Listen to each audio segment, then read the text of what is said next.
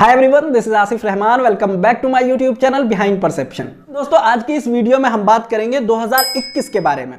2021 को हम अपने जीवन से कितना भी खत्म करने की कोशिश करें वो कभी खत्म नहीं होगा, क्योंकि 2021 से हमारी कुछ ऐसी यादें जुड़ी हुई हैं जो चाहकर भी हम भुला नहीं सकते। ये पिछला साल किसी के सपने ले गया, किसी के अपनों को ले गया और ऐसी बहुत सारी सीख देकर भी गया है जिसे शायद हम क्लासरूम में बैठकर कभी हासिल नहीं कर पाते। तो आइए शुरू करते हैं 2021 की सबसे पहली और बड़ी गलती से। तो दोस्तों, पिछले साल की सबसे बड़ी गलती यह है कि हमने पिछले साल कोविड को सीरियस नहीं लिया, हमारे नेताओं को लिया।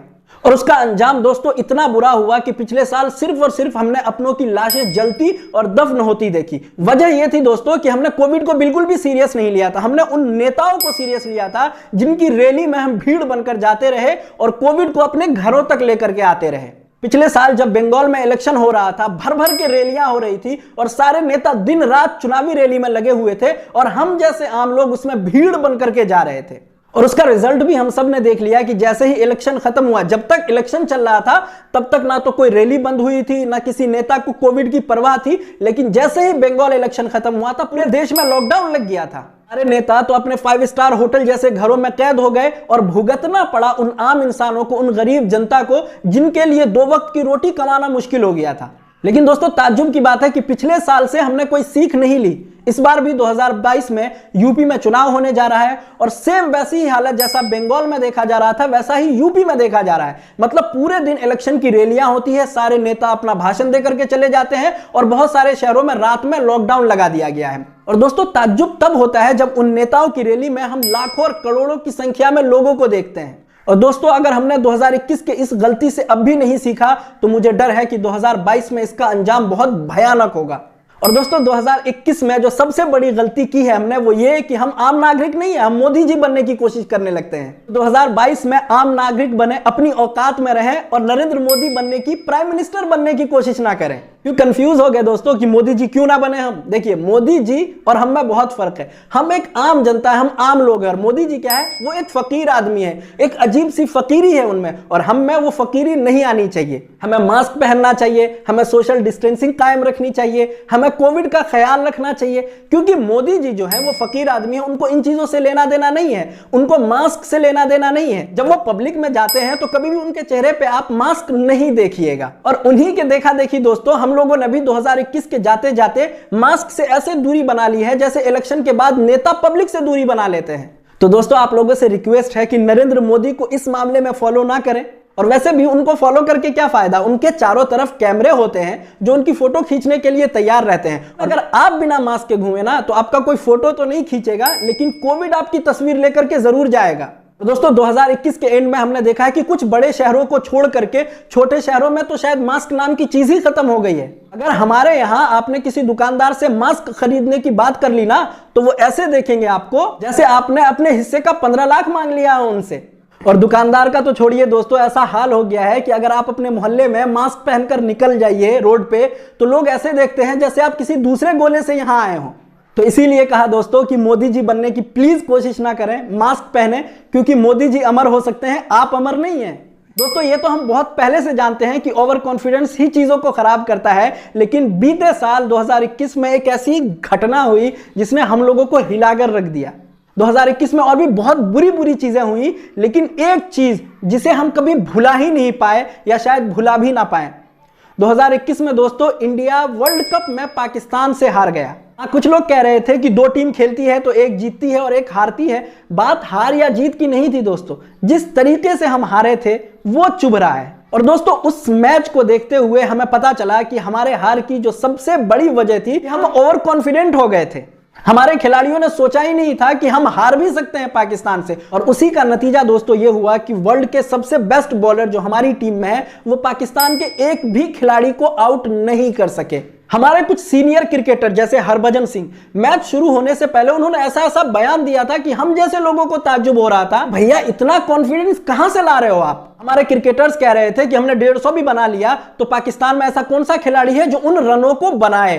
मैच के बाद जो हमारा हाल हुआ वो पूरी दुनिया ने देखा। तो दोस्तों पिछले साल जो हमें बहुत सारी सीख मिली उसमें एक ऐसा क्रिकेट मैच भी था जिसने हमको बहुत कुछ सिखाया। हमें सिखाया कि कभी भी किसी भी दुश्मन को हमको हल्के में नहीं लेना चाहिए। हम जिससे compete कर रहे हैं कभी भी उसको छोटा नहीं समझना चाहिए। हमें अपने हर नेक्स्ट स्टेप की तैयारी पहले से कर लेनी चाहिए। और दोस्तों चौथी जो सबसे बड़ी मिस्टेक है जो हमने पिछले साल की, बल्कि ये मिस्टेक पिछले साल नहीं हर साल करते आ रहे हैं और 2014 के बाद से ही करते आ रहे हैं, मतलब ये कि हमने सवाल पूछना छोड़ दिया। क्योंकि हमारी मीडिया ने तो छोड़ ही दिया था, लेकिन हम लोगों ने भी उसके साथ साथ सवाल पूछना छोड़ दिया है। किससे? अपनी सरकार से। 2021 में जब चारों तरफ लाशें बिछी हुई थी, शमशान में चिता जलाने के लिए जगह नहीं मिल रही थी, हॉस्पिटल में बेड नहीं मिल रहे थे, पेशेंट को ऑक्सीजन सिलेंडर नहीं मिल रहा था, उस टाइम भी दोस्तों हमने सरकार से सवाल नहीं पूछा। सरकार ने इस चीज को लेकर के तैयारी क्यों नहीं की थी?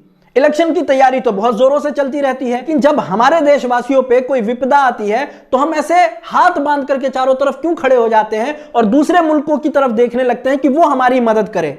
और पिछले साल भी दोस्तों दूसरे मुल्कों से ऑक्सीजन सिलेंडर हमने लिया था, तब जाकर के हमने बहुत सारे अपने लोगों की जान बचाई थी। साल बीत गया, चीजें बीत गई, कोविड थोड़ा सा थम गया। इस साल 2022 में फिर से ओमिक्रॉन ने दस्तक देनी शुरू कर दी है। बहुत सारे बड़े शहरों में तो लॉकडाउन लगना भी शुरू हो गया है, लेकिन अभी भी हम 2022 में भी सरकार से सवाल नहीं पूछ रहे हैं। हमारा इंफ्रास्ट्रक्चर जो 2021 में था क्या उससे बेहतर हुआ है? क्या ये तीसरी वेव अगर ज्यादा खतरनाक हुई तो क्या हमारे हॉस्पिटल में पहले से ज्यादा तैयारी है या नहीं? पिछली बार बहुत सारे ऑक्सीजन प्लांट लगाने की बात की गई थी, उनका काम कहां तक पहुंचा? सरकार उन पे कितना खर्च कर रही है? ये सारे ऐसे सवाल हैं, बेसिक सवाल हैं जो हमने और हमारी मीडिया ने कभी नहीं पूछे और 2022 में भी हम नहीं पूछ रहे हैं। लेकिन दोस्तों अब ये बहुत जरूरी हो गया है, क्योंकि अब हम किसी और अपनों को नहीं खो सकते। सिर्फ लॉकडाउन लगा देना, नाइट कर्फ्यू लगा देना किसी प्रॉब्लम का सॉल्यूशन नहीं है, बल्कि दोस्तों हमारी सरकार को चाहिए कि इस वेव के आने से पहले ही सारी तैयारी कंप्लीट कर ली जाए। और जितना ध्यान इलेक्शन की रैलियों पे दिया जा रहा है, अगर इन चीजों पे ध्यान दिया जाए तो हो सकता है कि इस बार उतनी मौतें ना हो। और दोस्तों last but not the least, पिछले साल हम लोगों ने एक बहुत बड़ी गलती की। वो गलती ये की कि पिछले साल लॉकडाउन था, ज्यादातर लोग अपने घरों में बंद थे, करने के लिए कुछ नहीं था, तो हमने सबसे ज्यादा जो चीज इस्तेमाल की वो है सोशल मीडिया। कुछ लोगों ने इसका इस्तेमाल बहुत अच्छे से किया और कुछ लोगों ने इतना क्रिंज फैलाया कि बहुत सारे लोगों को सोशल मीडिया प्लेटफॉर्म से नफरत होने लगी। बहुत सारे लोगों ने सोशल मीडिया का इस्तेमाल करके विक्टिम कार्ड भी खेला। फॉर एग्जाम्पल ये जोमेटो गर्ल तो याद ही होगी आपको, और ये लखनऊ गर्ल, ये तो बहुत अच्छे से याद होगी आपको। इन दोनों लोगों ने सोशल मीडिया का सहारा लेकर के एक आम से नागरिक को कितना परेशान किया था। तो अपने उन सारी माताओं और बहनों से और अपने दोस्तों से ये रिक्वेस्ट करते हैं कि अगर सोशल मीडिया का इस्तेमाल करते हैं तो उसका सही इस्तेमाल करें, ना कि किसी आम नागरिक को बदनाम करने की कोशिश करें, किसी की जिंदगी से खेलने की कोशिश करें। और भी बहुत सारे इस तरह के कर्मकांड हुए थे 2021 में। तो दोस्तों 2022 में तो इससे बहुत हम आगे आ चुके हैं। बुली बाई ऐप का भी नाम सुन ही लिया होगा आपने। हमारे कुछ पढ़े लिखे यंग नौजवान लड़के सोशल मीडिया पे एक एप्लीकेशन बना करके एक खास वर्ग की लड़कियों की और औरतों की गंदी तस्वीर अपलोड कर रहे हैं, उनकी बोली लगा रहे हैं। तो सोशल मीडिया का इस्तेमाल दोस्तों ऐसा ना करें, नहीं तो कभी कभी ये बहुत भारी पड़ जाता है, जैसे जोमेटो गर्ल पे भी पड़ा था और अभी इसी बुली बाई ऐप वाले मामले में 3-4 लोगों की गिरफ्तारी भी हो चुकी है। तो अगर इस प्लेटफॉर्म को हम सही तौर पे इस्तेमाल करते हैं तो बहुत अच्छी बात है, लेकिन अगर इसका मिसयूज करते हैं तो इसका इफेक्ट बहुत दूर तक और बहुत सारे लोगों पर पड़ सकता है दोस्तों। तो दोस्तों 2021 में ऐसी हमने 5 बड़ी गलतियां की थी, हो सकता है इससे ज्यादा भी की हो जो आप लोगों को पता हो। अगर आप लोगों को पता है तो कमेंट बॉक्स में आकर के वो सारी गलतियां हमें गिना सकते हैं। और अगर हमारा ये वीडियो अच्छा लगा हो तो प्लीज हमारे चैनल को लाइक, शेयर एंड सब्सक्राइब जरूर करें। मिलते हैं अपने अगले किसी वीडियो में, तब तक अपना और अपनों का ख्याल रखिए। Good bye.